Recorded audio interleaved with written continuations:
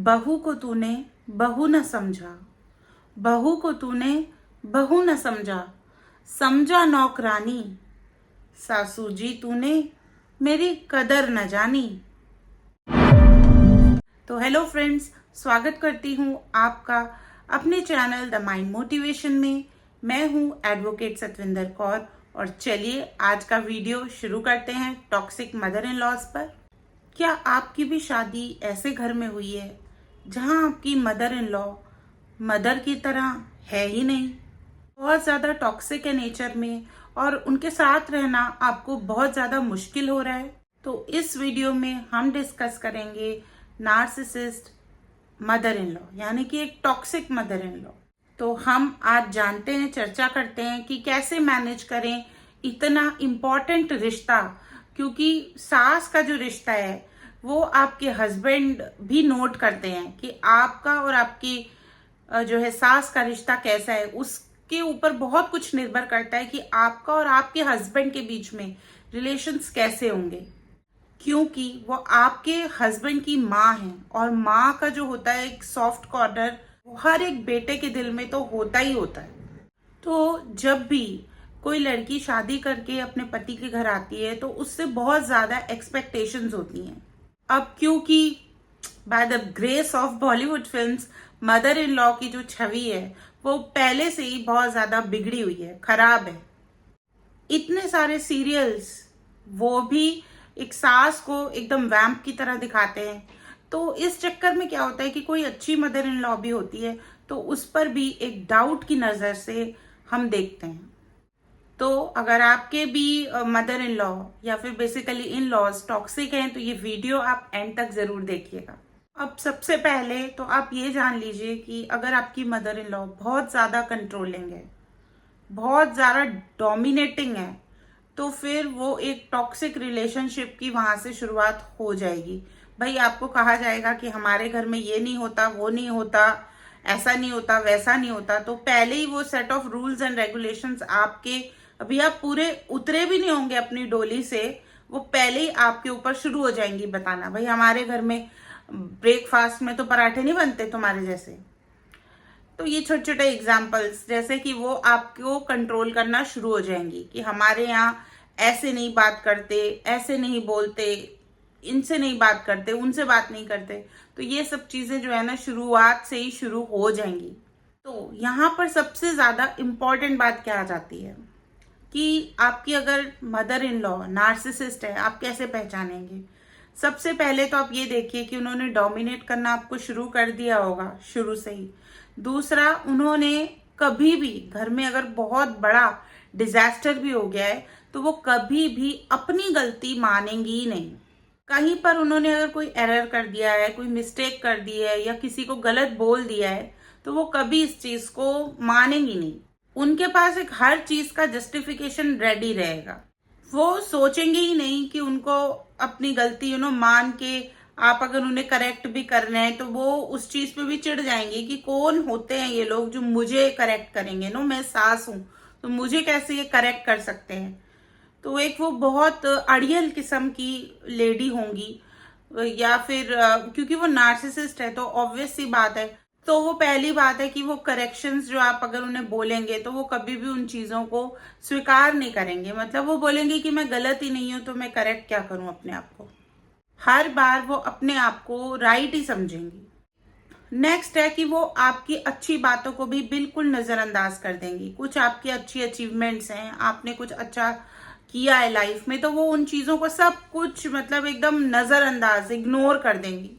चाहे फिर वो कोई भी काम हो, आपका घर का काम हो कोई, या फिर कोई और करियर रिलेटेड, या कोई हाईलाइटेड आपका लाइफ में कोई चीजें नहीं है, तो वो हर चीज को इतना ज्यादा इग्नोर कर देंगी कि जैसे वो एग्जिस्ट नहीं है। आपके बारे में आपकी कोई आइडेंटिटी वो सोचेंगी ही नहीं कि कुछ है ये। वो बस भेड़ बकरी की तरह, जैसे कि अब हमारे घर में एक बहू आ गई है तो अब हम अपने हिसाब से उसको ट्रेन करेंगे, तो वो चीज वो ये सब शुरू कर देंगी। नेक्स्ट आप नोट कीजिएगा कि आपकी कोई भी गुड थिंग्स है ना वो उसके बारे में बात नहीं करेंगी, बल्कि वो सिर्फ अपने बारे में बात करेंगे, अपने अचीवमेंट्स के बारे में बात करेंगे कि हम ऐसे हैं, हमने इतना काम किया है लाइफ में, हमने कभी पानी का गिलास किसी और से नहीं उठवाया। हम वो अपने बारे में ना बोस्ट कर करके चीजें आपको बोलेंगे।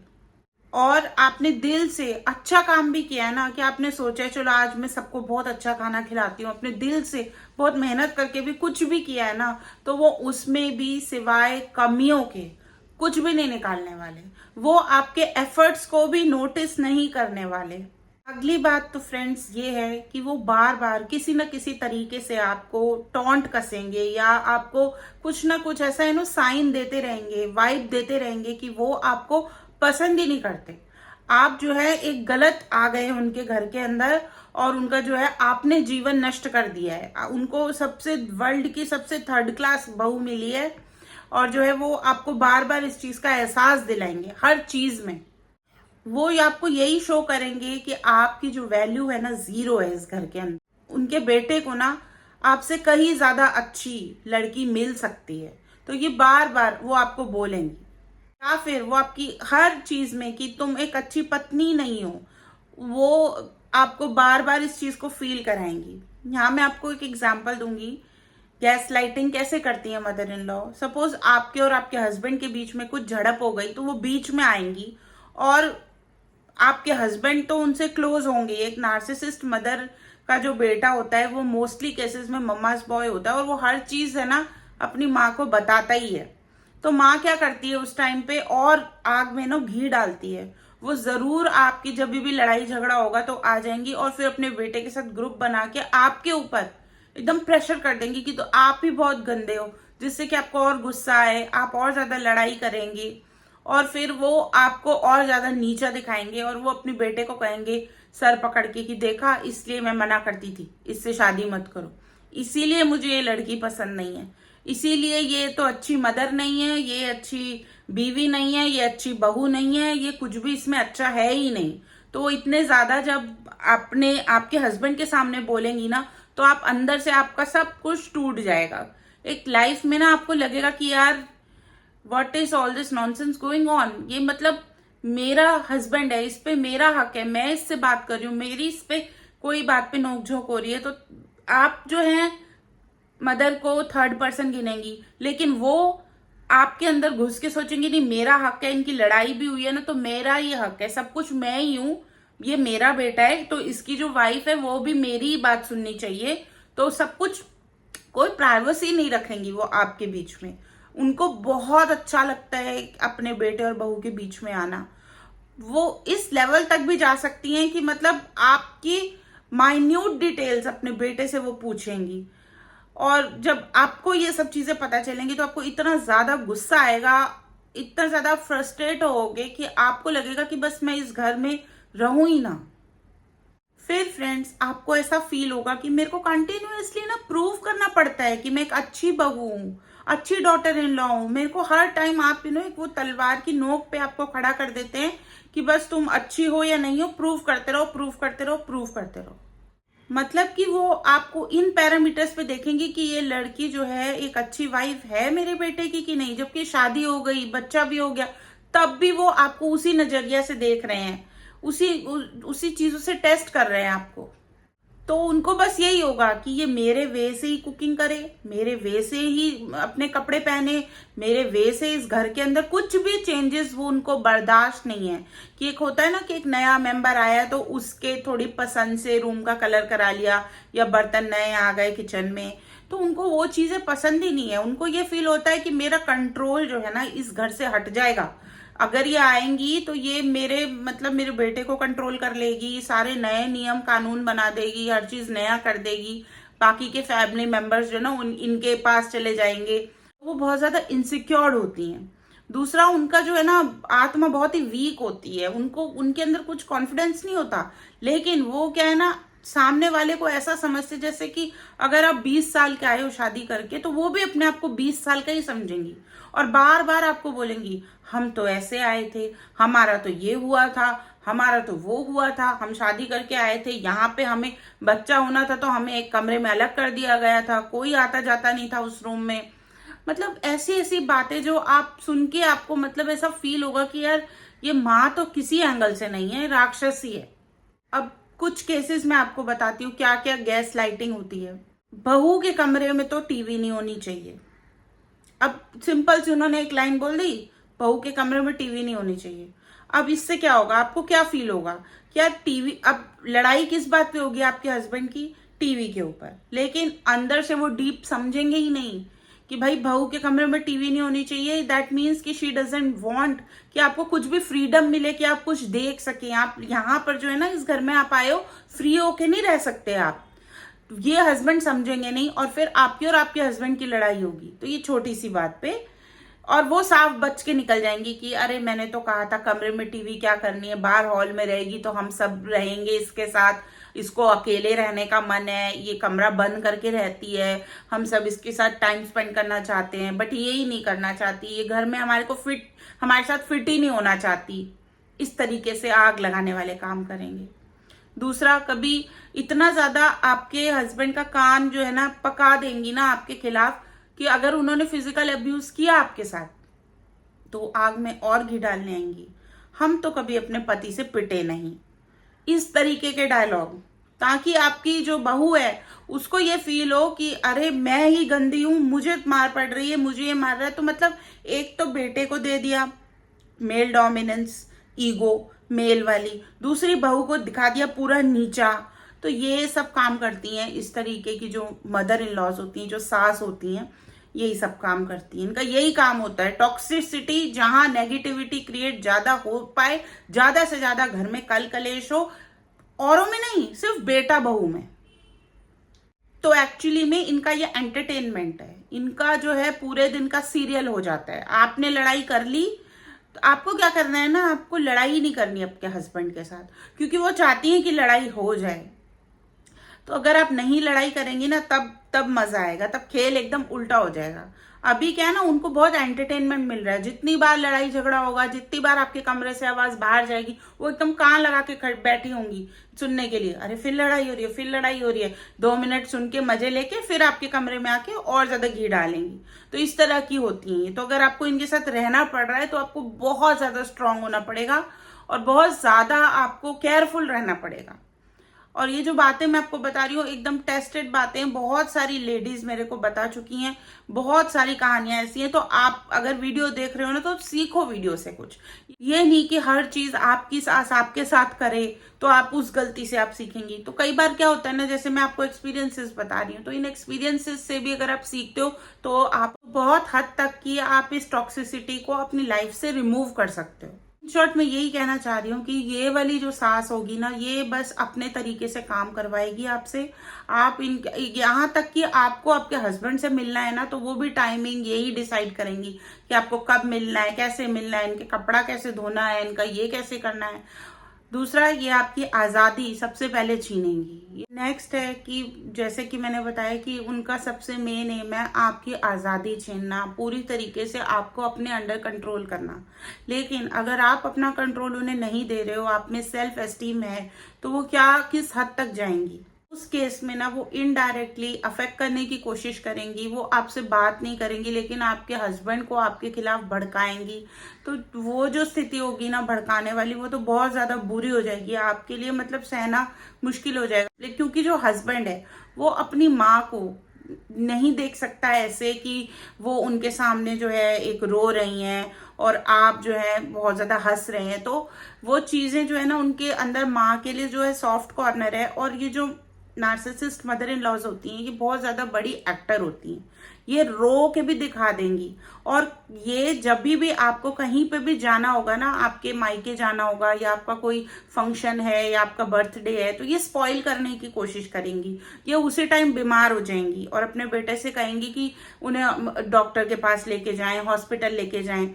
तो वो जो है ना आपको इनके साथ अकेले भी जाने नहीं देंगी, आपके हस्बैंड के साथ कहीं पे भी कि आप टाइम स्पेंड करें। तो वो बीच में या तो ऐसा हो जाएगा कि वो भी साथ चलेंगी और आपको पता भी नहीं होगा। वो अपने बेटे से कहेंगी कि अच्छा चलो तुम लोग 7-8 दिन के लिए बाहर जा रहे हो तो मैं भी चलती हूँ, लेकिन बहू को मत बताना, नहीं तो उसे अच्छा नहीं लगेगा। और ऐसे करके वो बस अपना एक ग्रुप बना के रखेंगी आपके हस्बैंड के साथ। और आपके हस्बैंड का भी ऐसा ब्रेन वॉश कर देंगी कि वो भी अपना घर संसार नहीं देखेगा, उन्हीं को देखेगा। और ये जो है ना साइकिल कभी भी खत्म नहीं होती, क्योंकि एक नार्सिसिस्ट जैसे कि आपको पता है वो कभी भी ठीक नहीं होता, चेंज नहीं होता, तो ये भी नहीं होंगी। तो फ्रेंड्स, आपको ना ये आपकी लाइफ बहुत ज़्यादा हेल बना देंगी अगर आप, क्योंकि ये नार्सिसिस्ट मदर, आपको यहाँ तक की नौबत आ जाएगी कि आपको अपने हस्बैंड को ही छोड़ना पड़ेगा, क्योंकि वो अपनी माँ को नहीं छोड़ेंगे और फिर रिलेशन कभी भी डेवलप नहीं होगा। आपकी मेंटल स्थिति खराब होगी, कई सालों तक आप झेलते रहेंगे इन चीज़ों को। तो या तो ये अगर ऑफ होती हैं, आपके हस्बैंड को रियलाइजेशन होती है, तब तो ये ऐसे घर बच जाते हैं। और नहीं तो जहाँ ऐसी मदर इन लॉ होती हैं तो वो किसी का बुरा नहीं करती, वो बहू का तो करती हैं, लेकिन वो मेन अपने बेटे का, अपने बेटे का ही घर खराब करती हैं और अपने बेटे के बच्चों का घर खराब करती हैं। और ऐसी औरतें समाज के लिए कलंक होती हैं। तो चलिए फ्रेंड्स, ये कुछ मैंने डिस्कस किया आज। नार्सिसिस्ट मदर इन लॉ कौन होती हैं, उन्हें पहचान सकते हैं हम, ये साइंस हैं कुछ कि हम जान सकें कि हमारे को जो मदर इन लॉ मिले हैं वो एक टॉक्सिक मदर इन लॉ हैं। तो बस अगर आप बहू हैं, आपको इनको एक, जैसे कि मैंने आपको बताया कि अगर आप एक बहू हैं तो सास के साथ जितना हो सके बाउंड्री क्रिएट करने की हम कोशिश करेंगे। और अपने माइंड पर हर चीज़ को पर्सनली ना लीजिए कि ये जो भी बोलते हैं, क्योंकि इनका तो सुधरना मुश्किल ही है, इनको कोई नहीं सुधार सकता। बट आप अपने को एक अच्छा माइंडसेट दे के बाउंड्रीज क्रिएट करके अपना लेवल उतना स्टूप मत कीजिए। और जो आप दिल से चीज़ें करते हैं ना, उन इमोशंस की कोई कदर नहीं है, तो वो सब चीज़ें आपको समझनी होंगी और अपने आप को एक स्ट्रॉन्ग बनाना होगा। और मैं मानती हूँ कि शादी करके हम आते हैं, हमारे बहुत सारे सपने होते हैं, शौक होते हैं, वो सब तो चकनाचूर कर ही देती हैं ये, क्योंकि ये बर्दाश्त नहीं कर सकती कि इनके सामने कोई और हंसे, अच्छा फील करे, हैप्पी रहे, क्योंकि इनको सबके अंदर मनहूसियत ही डालनी होती है, एक गंदगी डालनी होती है और ये यही काम करती हैं। तो ऐसी लेडीज जो होती हैं समाज के लिए कलंक होती हैं, जो किसी का घर बसने, अपने ही बच्चे का घर बसने नहीं देती। तो इन्हें मैं क्या कहूँ, एक डायन, एक नागिन, इस तरीके के वर्ड्स इनके लिए बने हैं और सही बने हैं, जो कि फिल्मों में और सीरियल्स में दिखाए जाते हैं। तो ये ऐसी लेडीज होती हैं, इनका बुढ़ापा बहुत ही बुरा होता है, गंदा होता है, कीड़े पड़ते हैं इनको, क्योंकि इनके साथ कोई बहू ज़्यादा टाइम टिक ही नहीं सकती, ये टिकने ही नहीं देते उसको कि इनके साथ कोई रहे, अच्छा फील करे, इनका जो बेटा है वो अपनी पत्नी को अच्छा फील कराए, एक लविंग एटमॉस्फेयर से घर में रहे। तो ये वो करने ही नहीं देती, कि बस वो इस तरीके से जताती हैं कि ये घर हमारा है और बहू का कोई घर नहीं होता, ना मायका होता, ना ससुराल होता है। आप गलत भी नहीं है, फिर भी आपके कैरेक्टर तक को गंदा बोलते हैं, आपके माँ बाप तक को बुरा बोलते हैं, आपका एक रिलीजन पे क्वेश्चन उठाते हैं। तो ये मतलब ऐसा कर देते हैं आपको कि आपके पास कोई चॉइस ही नहीं होती इनसे दूर हटने की, तो हमें दूर हटना ही पड़ता है इनसे। और वो भी मुश्किल ही है, कई बार तो कई लड़कियां सुसाइड कर लेती हैं, ये मार देते हैं, इस लेवल तक कर देते हैं कि बहू मर जाए, या बहू की डिलीवरी के टाइम, प्रेगनेंसी के टाइम पे इतना तड़पाते हैं। वो नहीं देखते कि कितनी नाजुक स्थिति है उस टाइम पर, उनको कोई परवाह नहीं है कि बच्चे मर जाएं उसके, या वो मर जाए प्रेगनेंसी के टाइम पे, उन्हें कुछ भी वो नहीं है। तो फ्रेंड्स, आपको अपने आप को स्ट्रॉन्ग करना है। अगर आप भी ऐसी चीज़ों से गुजर रहे हैं तो मैं यही कहूँगी कि अपने माइंड को थोड़ा बैलेंस करने की कोशिश कीजिए। थोड़ा हमें डील करना है इन लोगों से और हम सरवाइव करेंगे, हमें भी अपनी लाइफ जीनी है। तो कैसे हम इस चीज़ को सॉर्ट आउट कर सकते हैं, तो ये भी मैं आपको बताऊँगी। तो माइंड मोटिवेशन की हमारी इस फैमिली में आप सब्सक्राइब करके जुड़ जाइए। और ये नार्सिसम पे जो सीरीज चल रही है मेरी, इसमें आप देखेंगे तो आपको समझ आएगा कि कहाँ कहाँ कौन कौन से रिश्ते जो है टॉक्सिक होते हैं, जो बने ही नहीं है निभाने के लिए, वो सिर्फ लोगों को कंट्रोल करना है आपके ऊपर। फ्रेंड्स, मैं यही कहूँगी कि हार मत मानिए और अपने आप को स्ट्रॉन्ग रखिए। मैं एडवोकेट सतविंदर कौर जल्दी मिलूंगी आपसे एक नए वीडियो में।